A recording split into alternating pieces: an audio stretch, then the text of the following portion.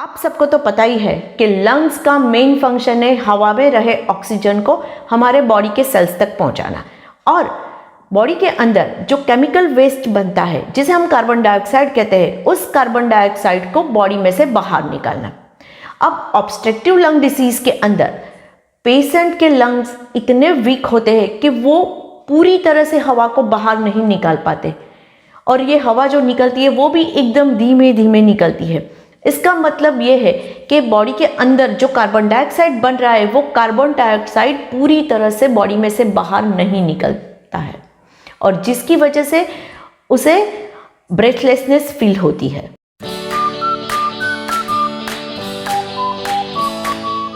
Obstruction means रुकावट। ये रुकावट एयरवेज जो एक पाइपलाइन की तरह है, उसमें अगर इन्फ्लामेशन आती है या आपके लंग्स डैमेज होते हैं तब आती है, और इसकी वजह से जो प्रॉब्लम हमें होते हैं जिसे हम कहते हैं ऑब्स्ट्रक्टिव लंग डिसीज, और वो है कुछ इस तरह से।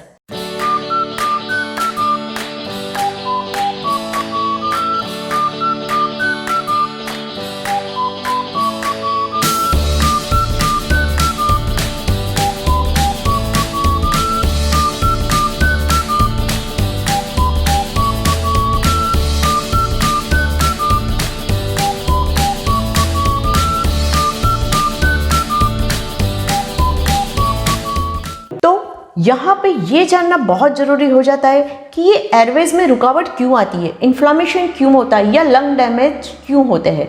तो उसका सबसे पहले प्राइमरी कोज होता है smoking.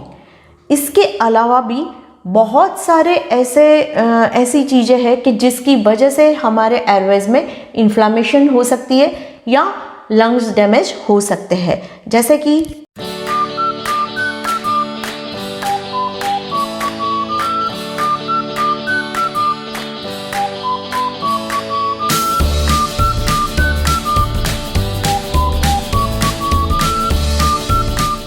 Restrictive lung disease.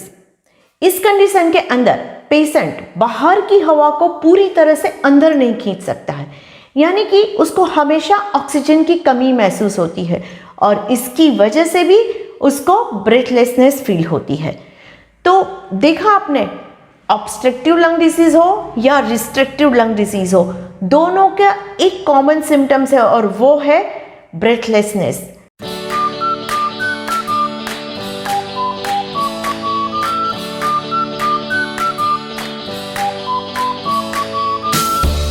Restriction means एक लिमिटेशन, बंधन, अकड़पन। रिस्ट्रिक्टिव लंग डिसीज के अंदर पेशेंट्स के लंग पूरी तरह से एक्सपांड नहीं होते हैं, जिसकी वजह से उनको सांस लेने में बहुत तकलीफ होती है, और उसकी वजह है लंग स्टीफनेस, मसल्स वीकनेस और physical restriction.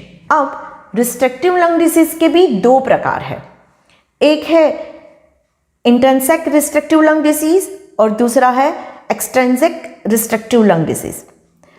Intrinsic disease occurs within the lungs while extrinsic disease occurs outside of the lungs. Intrinsic disease जो होते हैं वो यूजुअली लंग्स के टिश्यू के इन्फ्लामेशन या स्कैरिंग की वजह से होते हैं, और एक्सट्रिंसिक जो डिसीज होते हैं जिसके अंदर chest wall, pleura and respiratory system के मसल्स भी इन्वॉल्व होते हैं। अब ये दोनों प्रकार के रिस्ट्रिक्टिव लंग डिसीज होने के बहुत सारे कोजीज है, जैसे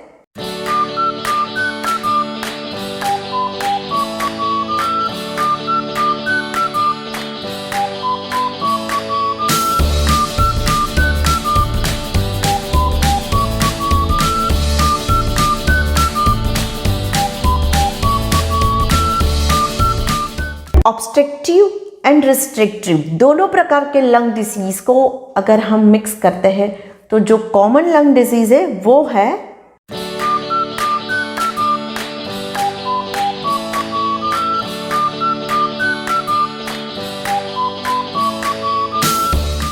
अगले एपिसोड से इनमें से जो कॉमन लंग डिजीज है जैसे कि bronchitis, asthma, COPD, pneumonia, pulmonary fibrosis, ये सब के बारे में इंटरेस्टिंग बातें करेंगे और ये सारी कंडीशन को हम डाइट से कैसे मैनेज कर सकते हैं इसके बारे में भी हम ज़रूर बात करेंगे।